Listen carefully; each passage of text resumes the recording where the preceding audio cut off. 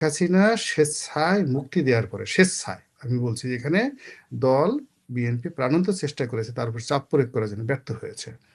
পরবর্তীতে বেগম জিয়ার আত্মীয় স্বজন যারা আছে তারা শেখ হাসিনার সঙ্গে একটা নেগোসিয়েশন আসছে এবং শেখ হাসিনা স্বেচ্ছায় বেগম জিয়াকে মুক্তি দিয়েছে। কোনো রকম পলিটিক্যাল প্রেশার ছিল না দেশি বিদেশি। এই বাস্তবতাটা কেউ বলতে পারে না। এটা মানে আওয়ামী লীগের লোকও বলতে পারে না, বিএনপির লোকও স্বীকার করে না। অথচ মানে ওনাকে মুক্ত করার জন্য বিএনপি সর্বোচ্চ চেষ্টা করছে, তারা ফেল করছে। এটা জেদাজেদি পলিটিক্যাল। কিন্তু যখন ফেল করছে তখন পরিবারের যারা লোকজন আছে তারা সাবমিশন করছে অনেক হিউম্যানিটেরিয়ান গ্রাউন্ড, মানবিক কারণে, এবং উনি সেটা গ্রহণ করেছেন।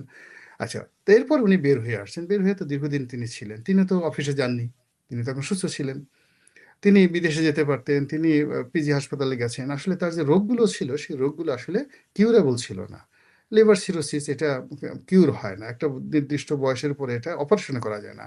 আর্থাইটিস যখন বাত হয় এটা আজীবনে বাত থাকে, তার দুটো সমস্যা ছিল। এই বাস্তবতাকে সত্য কথা না বলে মানুষ ওনাকে নিয়ে টেনে কিনে ব্যবসা করার চেষ্টা করছে, এটা মানে ভালো হয়নি।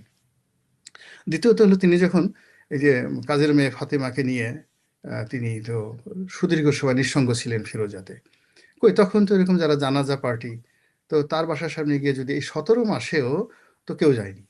মানে উনি মৃত্যুর আগ পর্যন্ত, মানে যখন লাস্টে যখন এভার কেয়ারে যে গেলেন, যখন নিশ্চিত হয়ে গেলো তারেক রহমান আসতেছে, বিএনপি ক্ষমতা আসবে, তখন মানুষের আবেগ ভেঙে এসে পড়লো। কিন্তু এই যে জামাতের যখন রমরমা, এনসিপির যখন রমরমা অবস্থা, তখন তো ফিরোজাতে 100 লোকও যায়নি, 10 জন লোকও যায়নি, বাসা পুরো খা খা। উনি তো যে সাবেক প্রধানমন্ত্রী মিজানুর রহমান চৌধুরী সাহেবের বাসার পাশের বাসা ফিরোজা। আমার বন্ধু মিজানুর রহমান চৌধুরী সাহেবের যে বড় ছেলে, আমার বন্ধু, আমি কয়েকবার ওনার বাসায় গেছি, বেড়াতে গেছি, রাতে খেতে গেছি, আপনার ভাবিকে নিয়ে গেছি। তো যাওয়ার পরে গিয়ে ওনার পাশে, বাসায় আমিও গেছি। হ্যাঁ, তখন ওর পাশের বাসায় গিয়ে দেখি, ফিরোজার ওখানে গিয়ে দেখি যে একেবারে খা খা করে, কোনো লোক নাই, দারোয়ানও নাই। তো সেই জায়গাতে লক্ষ লক্ষ মানুষ জানাজাতে চলে আসলেন। এটাকে যদি আমি অ্যাসেট হিসেবে মনে করি, এটা আমার ব্যক্তিগত বিষয়, কিন্তু আপনি এটা কিন্তু কোনো এখন তো পলিটিক্যাল অ্যানালিস্ট সেটা মনে করবেন না। রনি ভাই, এখন তো বিএনপির থেকে বিভিন্ন জায়গা থেকে, এমনকি বেগম জিয়ার জানাজাতে যে লিখিত বক্তব্য পাঠ করা হলো, সেখানে বলল যে তারেক কি বলে, খালেদা জিয়ার যে মৃত্যু হয়েছে এটার জন্য আওয়ামী লীগের কোনো ক্ষমা নেই। বিভিন্ন জায়গা থেকে বলা হচ্ছে তাকে পয়জনিং করে হত্যা করা হয়েছে। এটা করতে হবে, এটা আমাদের বাংলাদেশের একটা রাজনীতির যাকে বলা হয় এটা ট্রেডিশন হয়ে গেছে। আবার দেখেন, এই কথা যেমন জানাজার ময়দান থেকে যে বলেছে, সে তো বয়স্ক মানুষ, কদিন পরে তাকেও মরতে হবে। তা মরতে হবে, ধরেন এই ধরনের একটা কথা বলা সত্য হলে ভালো, যদি মিথ্যা হয় তাহলে আল্লাহর দরবারে তাকেও জবাবদিহি করতে হবে। মিস্টার নজরুল ইসলাম খান এই কথাটা বলেছেন। তো তিনিও যথেষ্ট বয়স্ক মানুষ। তো জানাজার ময়দানে দাঁড়িয়ে সাধারণত মানুষ সত্য কথা বলে এবং মৃত্যুকে স্মরণ করে। তো তিনি এই কথাগুলো বলছেন, এখানে রাজনীতির যে বক্তব্যটা, এই বক্তব্যটা তিনি রাজনীতির ময়দানেও দিতে পারতেন, জানাজার ময়দানে বলতে হবে, নট লাইক দ্যাট। আমাদের দেশে রাজনীতি মৃত্যু নিয়ে, লাশ নিয়ে রাজনীতি হয় স্বাভাবিক। আবার অন্যদিকে দেখেন যে বেগম জিয়ার মৃত্যু, তারপরে তারেক রহমান সাহেবের সাথে আওয়ামী লীগের সম্পর্ক, বিভিন্ন কন্ডোলেন্স জানানো, এগুলোর পাশাপাশি আবার কিন্তু আওয়ামী লীগের যে সভানেত্রী, সে কিন্তু ইদানিং খুব নেতিবাচক কথাবার্তা বলছেন তারেক রহমান সম্পর্কে, হাওয়া সম্পর্কে। ফলে এই বিরোধটা থেকে যাবে, এই বিরোধটা রিকনসিলিয়েশন হবে না, এবং এটা আমাদেরকে মেনে নিয়ে রাজনীতি করতে হবে। কেউ কাউকে ছাড় দিচ্ছে না, দেবেও না আগামীতে। হুম। এমনিতে তার কি বলে, বিএনপি এবং জামাতের মধ্যে যে রসায়নটা আমরা দেখি, এটি কতটা মানে ভিতরকার আর কতটা বাহ্যিক? বোঝার চেষ্টা করুন যে এটা একটা পরিবারের মতো। জামাত এবং বিএনপি জড়োয়া ভাই। তারেক রহমান সাহেব নিজেই বলেছেন যে একই মায়ের পেটের দুই ভাইয়ের মতো অবস্থা, জড়োয়া ভাই। তো আপন ভাইদের মধ্যে যখন স্বার্থ নিয়ে দ্বন্দ্ব সংঘাত হয়, পৃথিবীর যে কোনো শত্রুর চাইতে অনেক বেশি হয়। তো উইদাউট আওয়ামী লীগ না থাকলে এটা বিএনপি জামাতের যে শত্রুতা, এটা রাজাকার মুক্তিযোদ্ধাদের যে শত্রুতা তার চেয়ে 100 গুণ ডেঞ্জারাস হয়ে পড়বে। যেহেতু তারা একে অপরের দুর্বলতা জানে, বিএনপিও জানে, জামাতও জানে। আবার যদি আওয়ামী লীগ আসে মাঠে, আওয়ামী লীগ ফিরে আসে, আপনি দেখবেন যে জামাত এবং বিএনপির সাথে সেই পুরনো বন্ধুত্ব 1 মিনিট আবার সিমেন্টেড হয়ে যাবে। এই হলো রাজনীতির সমীকরণ। হুম।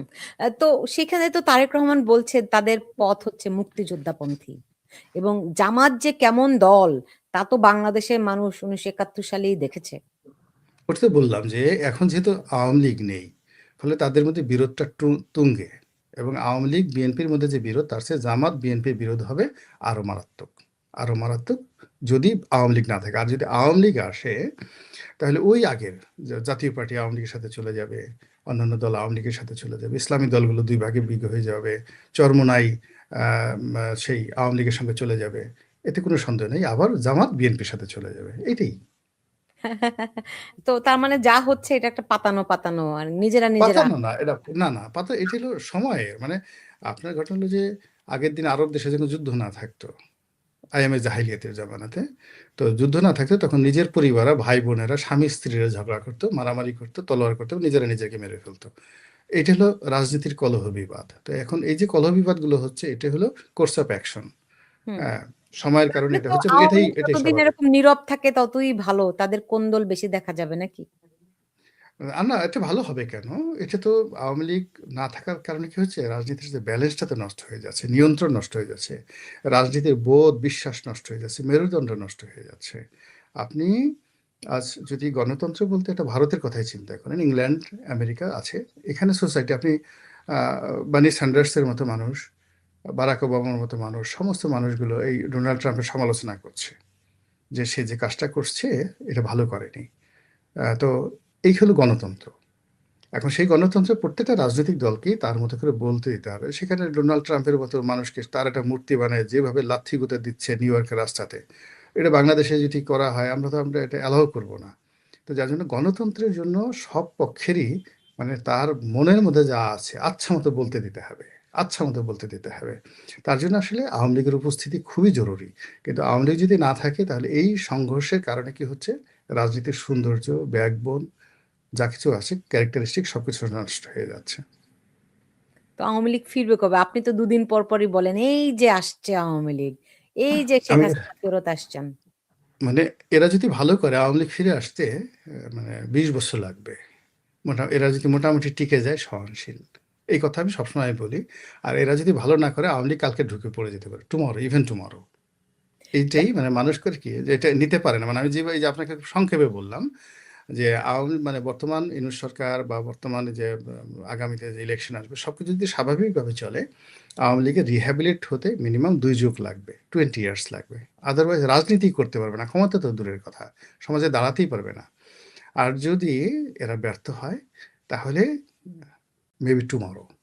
এই হলো এখন বক্তব্য। আপনি ২ টা গুরুত্বপূর্ণ পয়েন্ট বলেছেন। একটা বলেছেন যে আ আ আ যে সরকার আসবে তাদের ব্যর্থ হওয়ার আশঙ্কা ৯৯%। ঠিক আছে?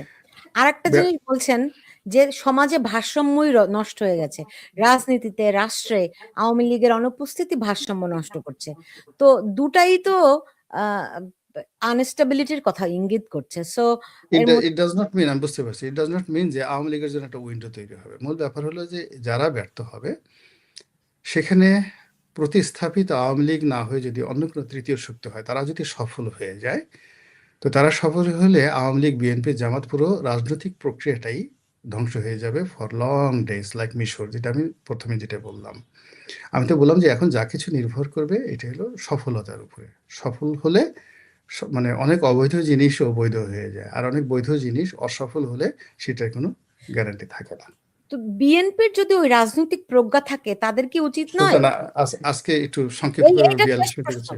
বিএনপির যদি ওই প্রজ্ঞা থাকে তাদের এই একতরফা নির্বাচন বাদ দিয়ে আওয়ামী লীগকে নিয়ে এসে নির্বাচন করাটা কি বুদ্ধিমানের কাজ নয়? বিএনপি বুঝে, কিন্তু বিএনপির পক্ষে এটা সম্ভব নয়। বর্তমান প্রেক্ষাপটে বাংলাদেশের এখানে বসে আওয়ামী লীগের নাম উচ্চারণ করা বা তাদেরকে নিয়ে ইনক্লুসিভ নির্বাচন করার মতো যে মানে পরিবেশ পরিস্থিতি দরকারি কথা বলার জন্য একটা দায়িত্বপূর্ণ জায়গাতে থেকে এটা সম্ভব না। এখন যদি তারেক রহমান সাহেব বলেন, সারা বাংলাদেশ তার বিরুদ্ধে চলে যাবে। সমস্ত রাজনৈতিক দলগুলো পলিটিক্যালি বলবে এই তারেক রহমান সাহেব শেখ হাসিনাকে, সাবেক স্বৈরাচারকে করতে চাচ্ছে। ইভেন জামাত প্রথম দিকে এসে বললো যে এটা, আমি জেনারেলি অ্যামনিস্টির কথা বললো, সবাই জামাতের আমিরকে ধরলো একে প্রথম দিকে। আবার প্রথম দিকে কিন্তু ডক্টর মোহাম্মদ ইউনূস, তারাও কিন্তু কি আওয়ামী লীগকে, আপনি বলেন যে সারা বাংলাদেশ বিরুদ্ধে চলে যাবে? আমি তো দেখি মানুষ মুখিয়ে আছে। না না না, এটা আপনি ওখান থেকে ভুল দেখছেন। মানুষ মুখিয়ে আছে মানে আওয়ামী লীগের সমর্থক যারা আছেন, যারা ডিপ্রাইভ, তারা স্বপ্ন দেখতেছেন। মানে একটা সন্তান মরে গেলে যেভাবে পিতা মাতা মনে করে এই বুঝি কবর থেকে উঠে আসলো, আওয়ামী লীগের 35% লোক, মুখের কথা না তো, সারা বাংলাদেশে অলমোস্ট ৬ থেকে ৭ কোটি লোক আছে আওয়ামী লীগ করে। তো এই এক্স্যাক্টলি, লোকগুলো সেটা তো আপনি ডিনাই করতে পারেন না। না, ডিনাই করতে পারে না, বাট তারা তো এখন সব প্যারালাইজড, তারা তো সবাই এখন আইসিইউতে আছে। দে আর লায়াবিলিটিস ফর দ্য সোসাইটি। তারা তো দাঁড়াতে পারছে না। আপনার এরা জাস্ট সমাজের অর্ধেক মানুষ যদি লায়াবিলিটিস হয়ে যায়, প্যারালাইজড হয়ে যায়, আপনার তো আমি সমাজ তো সেই কথাই চলবে। বলছি।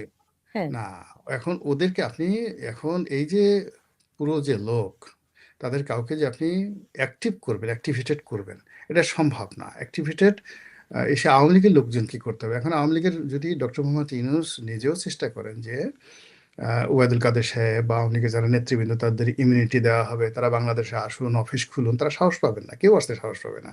আওয়ামী লীগের অফিসের কাছে কেউ যেতে সাহস পাবে না।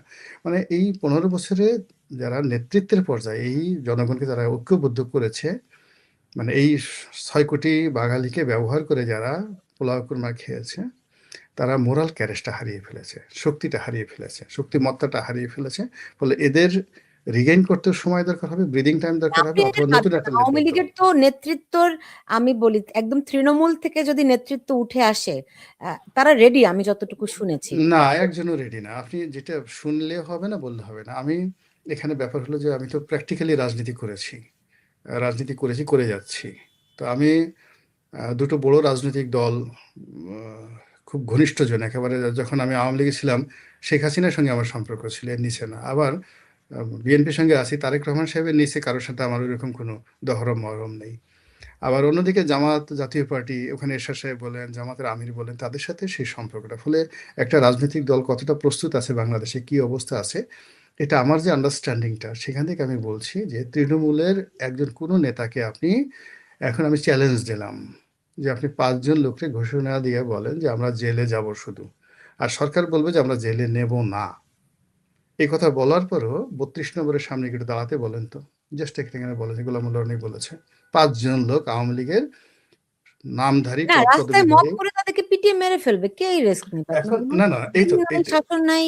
না, না, না, ওই তো মব তো হবে। মূল ব্যাপার হলো, মানে মবের ক্ষেত্রে যদি সে বলে যে আমি, মব হবে আমার উপর, আমাকে পিটিয়ে মেরে ফেলবে, আমি এই ৫ জন লোক, মানে ৬ কোটি লোকের মধ্যে আমি ৫ জন লোক আমরা আত্মদান করব, এভাবেই তো পৃথিবীতে যুদ্ধ হয়েছে।